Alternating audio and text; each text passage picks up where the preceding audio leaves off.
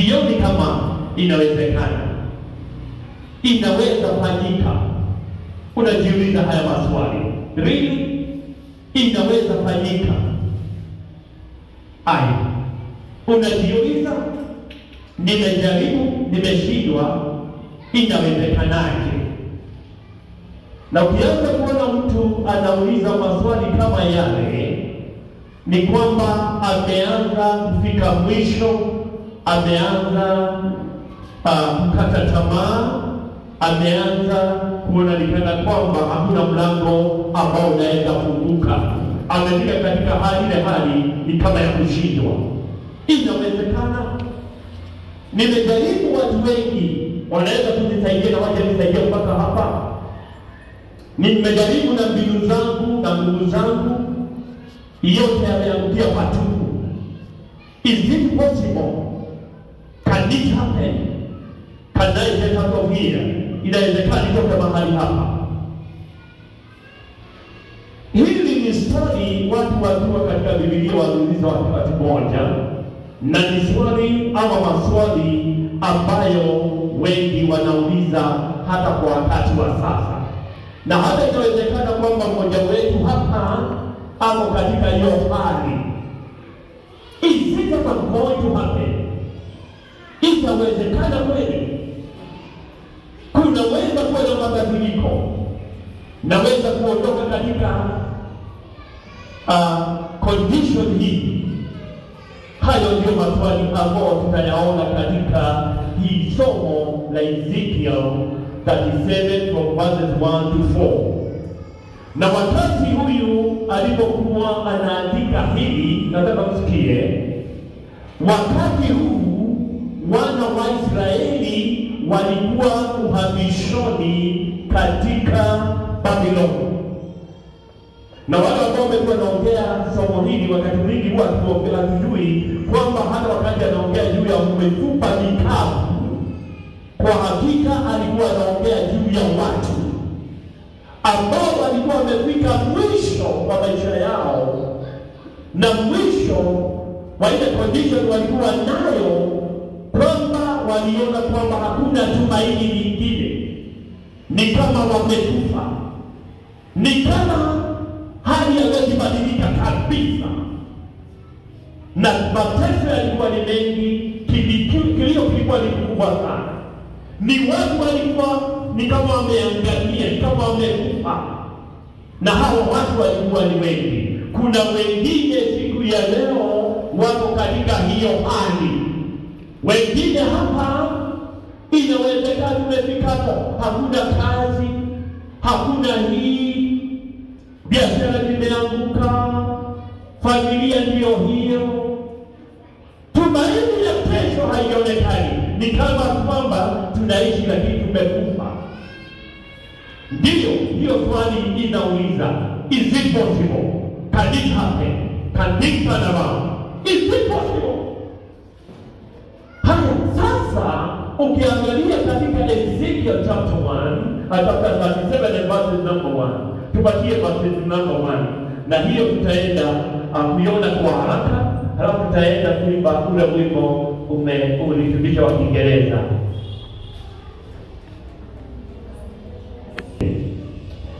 Angalieni tulisoma kwa pamoja.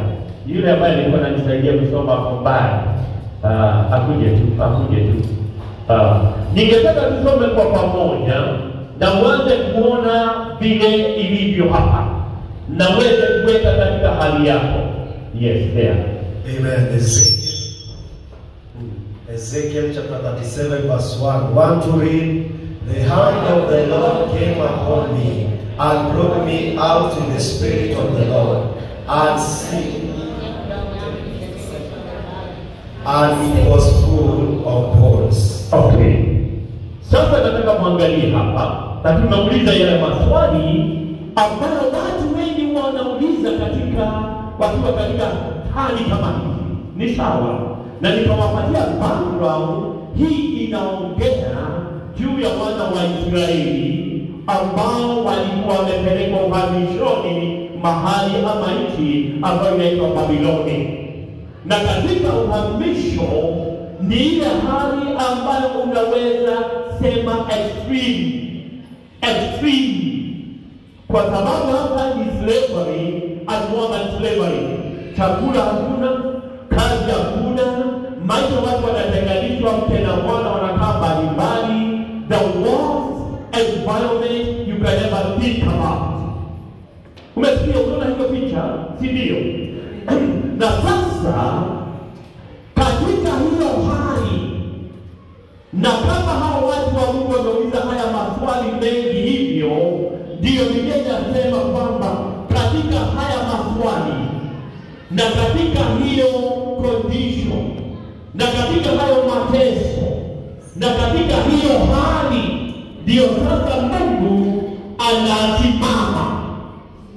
Na hapa Biblia inasema kwamba mkono wa Mungu ukawa juu yangu na ukanipeleka in the middle of the condition. Are you hearing me? Yes.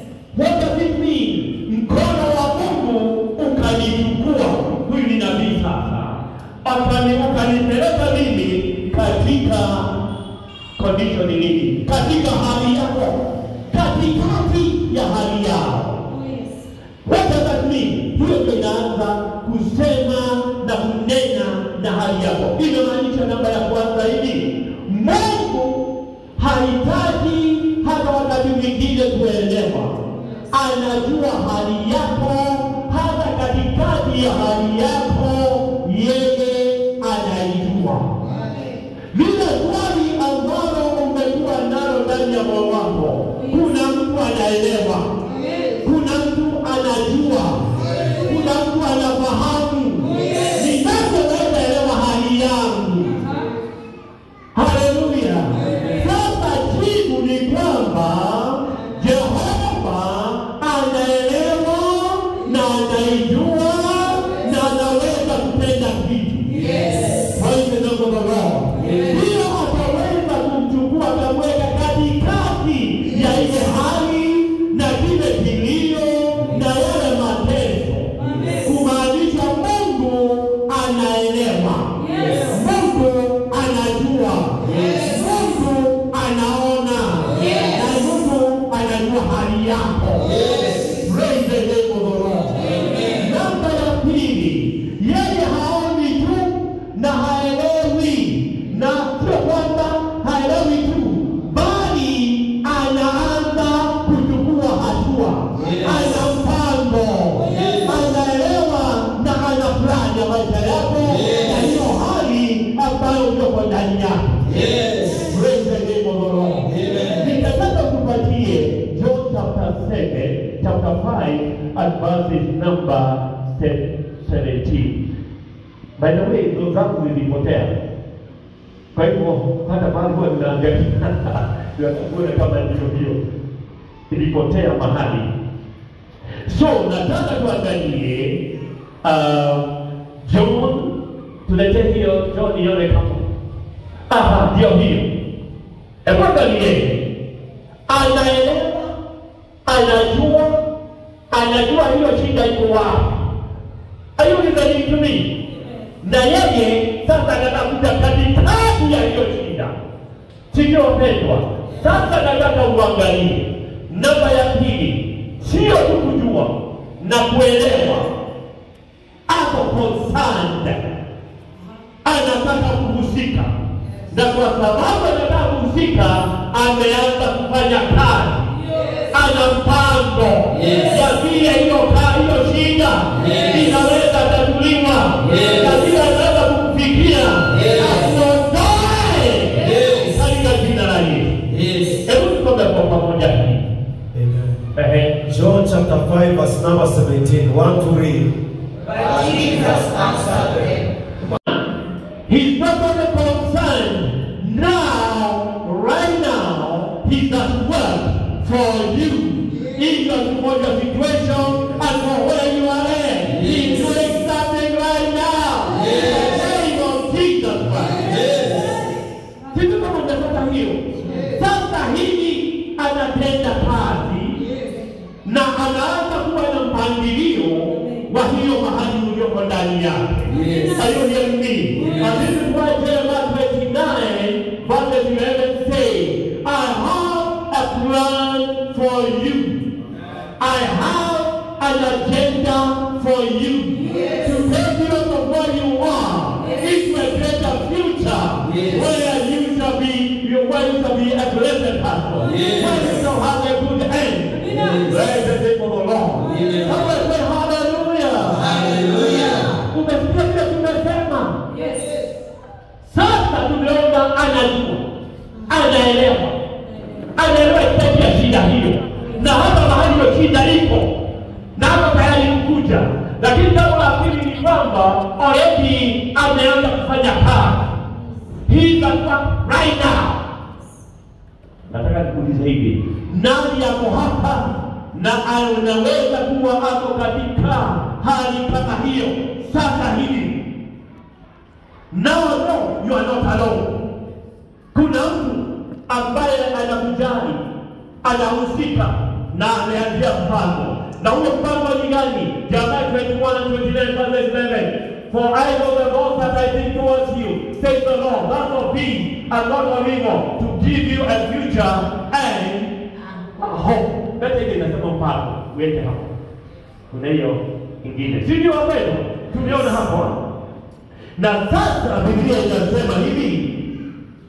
La tatu ni kwamba yeye mahali wewe umeshindwa na mahali mimi nimeshindwa, na ninauliza maswali kwa sababu mimi nimeshindwa, marafiki na watu wetu wameshindwa. Sasa hapo yeye mwenyewe bahari imefika mwisho, anasema he is going to initiate the action sasa. Yeye mwenyewe mahali hatuwezi kwa sababu tumeshindwa, yeye kama Mungu anachukulia hapo sasa. And I pray this morning, brethren, that the Lord may turn and initiate action on your behalf and on your condition in the name of the Lord, because it's never defeated. And which action is initiated to get you out of the place where you are in? Mahali ulipo, for all things are possible with God. Ephesians 3:20. Nataka kuangalia hiyo. Na nataka tuangalie tu kidogo hivyo, ndio inataka time tumalizie. Nataka kuangalia hiyo. Ephesians 3:20. Amen. Ephesians chapter 3 verse 21 to read. Now to him who is able to do immeasurably more than all we ask or imagine, according to his power that is at work within us. Sasa nataka kuangalia wapendwa. Nataka kuangalia vizuri sana. Sababu nimeona Mungu akitenda wapendwa. Anasema hivi, si wewe umeshindwa. Si watu wengi wameshindwa. Tumekosekana na kukusaidia. Si ndio wapendwa? Lakini sasa neno hapa linasema kwamba he is able to do exceedingly abundantly beyond even you could imagine. Hauwezi kufikiria ungetoka katika hiyo hali, lakini sasa yeye atakuja kutoe akupeleke juu hata bila ungefikiria. And he is able to do that. Hiyo ndio ilikuwa condition ya hawa watu. Hawa watu walikuwa katika condition. Na walikuwa wamenyanyaswa na wamekaliwa. Walikuwa wanajiuliza, tutaweza kuondoka Babiloni na muda gani? Na hakuna nguvu ya kipesa. Hakuna nguvu ya kijeshi. Hatuwezi kujisaidia. Everybody did pray. Lakini God said, I am going to do something you could never imagine. And I pray this morning that you become a candidate where God will do something that you never imagined he would do. In the name of Jesus. Amen. Hallelujah. And now he is ready to do something. See what yes. Glory to the name of the Lord. Ndio tuweze kuwa na ufahamu kwamba huyu Mungu anaweza kutenda hicho ambacho umekuwa unamwaminia. Tumesema ni kwa sababu anaweza kufanya mambo yote, si ndio?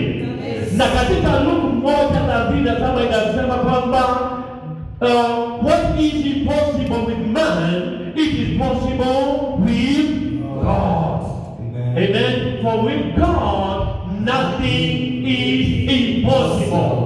hiyo hali yako na hali ambayo utafikia in future, it is possible with God. Amen. Hallelujah. Someone say hallelujah. Hallelujah. Hallelujah. Sasa nataka tuangalie testimony mbili tu, alafu ndio tuende kujenga tukaribia kumalizia.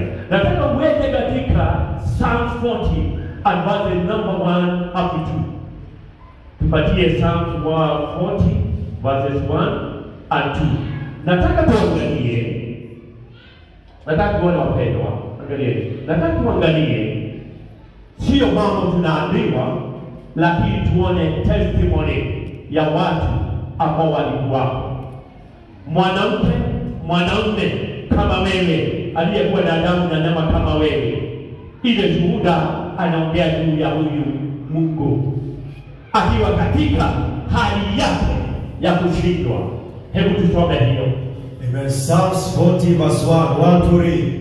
I waited patiently for the Lord, and he inclined to me and heard my cry. And number 42. Verse 2. He also brought me up out of our pit, out of the miry clay, and set my feet upon a rock, and established my steps. Hallelujah. Amen. Glory to God. Nataka tusome wote pamoja. Hii mbili ni Mary. Hebu tusome hiyo pamoja bila kufanya. Hii ni testimony. 1 to read. He also brought me up out of our pit, out of a miry clay, and set my feet upon the rock, and established my steps. Praise the name of the Lord. Amen. Nataka sasa mniangalie wapendwa, nataka muelewe hii. Huyu alikuwa katika shimo ambayo ilikuwa na matope, hangeweza kujiondoa. Alikuwa amefika mwisho kabisa, lakini hii ndio testimony ile anasema. Alikuja, akajitoa, akajiinua, akajiweka mahali ambapo nimesimama vizuri, mahali siwezi kuanguka, mahali siwezi kushindwa, mahali ambapo ni established for now and for the future. Hallelujah. Jehova akikutoa mahali ulipo, atakuweka mahali imara. Sio tu wakati wa sasa, hata wakati ambao unakuja. The joy of the Lord and the victories of God are guaranteed even for the future. Amen. Tunaona sasa hiyo ni testimony, si ndio? Ile Mungu ametenda.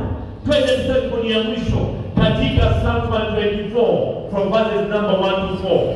Nataka tutoe hiyo testimony, halafu tuimbe huu wimbo. Kwa hivyo uwe unajitayarisha na mcheza kinanda kitayarisha. Not be the Lord who was on my side. Let his child now sing. Verse 2. If it had not been the Lord who was on our side, when men rose up against us, then they would have swallowed us alive. When their wrath was kindled against us, then the waters would have overwhelmed us, then the streams would have gone over our soul. Okay. Amen. Here the meaning is this. Wapendwa, huyu mtu anataka kusema ni kwamba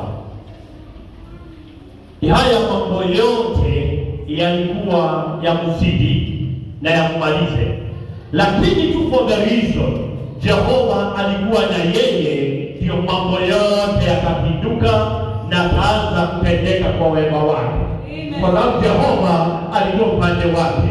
Na asubuhi ya leo kile tunasema hapa, Jehova ameinuka, ameanza kuwa upande wa hawa watu wa Israeli katika Ezekiel chapter 37. Na huyo Mungu ndio anaweza kuwa upande wako. Chochote ambacho kimetulemea kitaweza kupinduka kwa ajili wa wema wetu. Anawazao ikiwawezeka Mungu. Mwanaume na mchana. Glory to his own glory. Hallelujah. I pray now. From the humanity. How is it going to happen? Itaenda kutendeka namna gani? Na hiyo ndio tunaonyeshwa hapa katika kitabu cha Ezekiel. Anasema mambo matatu. Listen to this. How tunaenda kuomba. Ndio awatoe mahali walipo. awatoe katika uovu na katika mahali play, na watoe katika hii mali ambayo ya mifupa yote. Mambo matatu lazima yafanyike. Jambo la kwanza, katika Ezekiel hii, turudi kwa Ezekiel, tunaona watu watatu. Namba ya kwanza ni Mungu mwenyewe. Namba ya pili ni nabii, anaonekana mahali hapa. Namba ya tatu ni ambao wanaongelewa, ambao ndio nyingi. Watu wa aina tatu: Mungu, kuna nabii ambaye anasimamia Mungu, na kuna nyinyi ambao mnasikia hili neno. Are you hearing me? As the word of God is saying, He's going to use these three people to bring the deliverance. Unanisikiza? Na already hao watu tuko nao hapa katika haya madhabahu. Kuna Mungu hapa kwenye hii madhabahu. Kuna nabii wake ambaye ni messenger wake. Are you listening to me? And I come because you are here. Wewe mwenyewe ambaye unapitia katika hiyo hali. Na tukiwa na hao watu watatu, ushindi unaweza patikana. Are you listening to me? What did he do? He said, listen to me, akamwambia nabii, aya ya kwanza, nena, achilia neno langu kwa hiyo hali. Speak the word. Release the word. Hata hiyo watakwenda niweke hapo kwanza kuongea neno la Mungu. Akamwambia achilia neno. Release the word. Sio neno yako. Ile nitakuambia. Sio sio ni yako. Iwe ni ya Mungu sasa. Are you listening to me? That is the beginning of your solution. And right now I'm releasing the word. If you take it, you have life in it. Nataka niwaambie juu ya neno. Ndio uelewe vizuri. Nataka uangalie vizuri. God in the book of John chapter 1 verse number 4. Nataka kuangalie. Mimi nataka kuambia. Na tunataka vituko zinafanywa na wengine. Tunataka kunena neno la Mungu. The Bible says from John chapter 1 from verse number 1, it says, in the beginning was the Word, and the Word was with God, and the Word was God. That's Jesus. And now you go to verse number 4. In Him was life. In other words, He named. The beginning was the Word. His word has life in it. It has life for every condition you have. It has a solution for every situation you are in. It has life for your body. When we release it, and we target that problem of yours, inakuja kalenda hiyo inahitajika hapa. Wakati huyu neno alienda kwa kina Lazaro, walikuwa na hitaji nini? Ni nini kulikuwa na hitaji katika kwa kina Lazaro? Kulikuwa amekufa. Kila walihitaji ndio wote angalau na solution yao walikuwa na hitaji uhai. Wakati neno lilifika, uhai utapatikana. Neno lina uhai wa situation and the condition. Glory to the name of the Lord. Hallelujah. From the book of 1 Peter chapter 1 verse number 23. Na wakati ya neno lile linatuma sana. Na nataka kuamini lina uhai, kwa hivyo unahitaji. Angalieni hapa. Yes. Tusomeni pamoja. 1 Peter chapter 1 verse 23. Want to read? Yes. Having been born again, not of corruptible seed, but incorruptible, through the word of God, which lives and abides forever. Listen to this. The word of God is a seed. Na nakusudia hivyo. Neno la Mungu ni mbegu. Na ningetaka kuangalia kwa wapendwa. Uhai wowote ule wa kile ambacho kinahitajika kipatikane, kama ni mahindi, Si ndio jumla ilipata mahindi kweli? Na posho. Sasa jumla baada hiyo pesa, si ndio? Si ndio? Wakati unachukua hiyo seed na unaileta kwa mchanga. Ukipata posho unahitaji nini? Atuniambie. Ukipata posho unahitaji kupata nini? Posho. Na ukichukua mahindi pale unatarajia kupata nini? Mahindi. Na